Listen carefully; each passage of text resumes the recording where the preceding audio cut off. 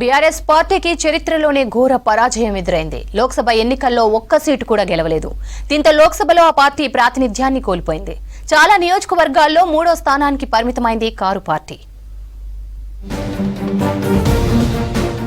లోక్సభ ఎన్నికల్లో బీఆర్ఎస్ కు ఘోర పరాజయం తప్పలేదు. 8 నియోజకవర్గాల్లో ఆ పార్టీ అభ్యర్థుల డిపాజిట్లు గల్లంతయ్యాయి. మెదక్, సికింద్రాబాద్, చేవెళ్ల, మల్కాజ్గిరి, జహీరాబాద్, నిజామాబాద్, మహబూబ్ నగర్, ఆదిలాబాద్ నియోజకవర్గాల్లో 3వ స్థానంతో సరిపెట్టుకుంది. 2019లో 9 లోక్సభ సీట్లు దక్కించుకున్న బీఆర్ఎస్ ఇప్పుడు కనీసం ఖాతా కూడా తెరవలేదు.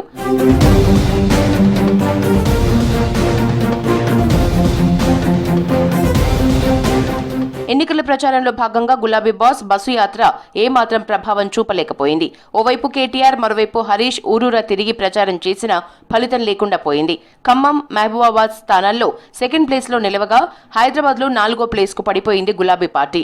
ఇక్కడ బీఆర్ఎస్ కు 20,000 ఓట్లు కూడా రాలేదు.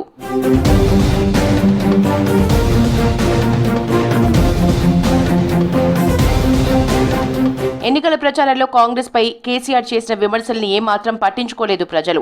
అభ్యర్థుల్ని గెలిపించేందుకు కేసీఆర్ బస్సు యాత్ర చేశారు. అయితే కేసీఆర్ బస్సు యాత్ర సభలు జరిగిన నియోజకవర్గాలతో పాటు ఆయన సొంత నియోజకవర్గమైన మెదక్లోనూ బీఆర్ఎస్ ను చిత్తుగా ఓడించారు ప్రజలు.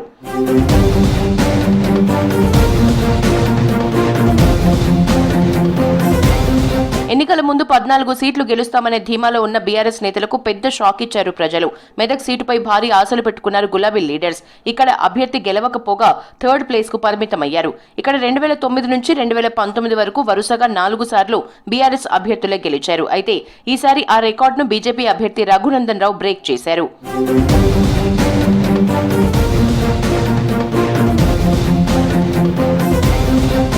ఇక మెదక్తో పాటు సికింద్రాబాద్, కరీంనగర్ పై నమ్మకం పెట్టుకున్నారు గులాబీ నేతలు. సికింద్రాబాద్ పరిధిలో మెజారిటీ ఎమ్మెల్యేలు బీఆర్ఎస్ వారే ఉన్నారని, తమ అభ్యర్థి పద్మారావు గౌడ్ క్లీన్ ఇమేజ్ కలిసొస్తుందని లెక్కలు వేసుకున్నారు. అక్కడ కూడా బీఆర్ఎస్ కు ఓటమి తప్పలేదు.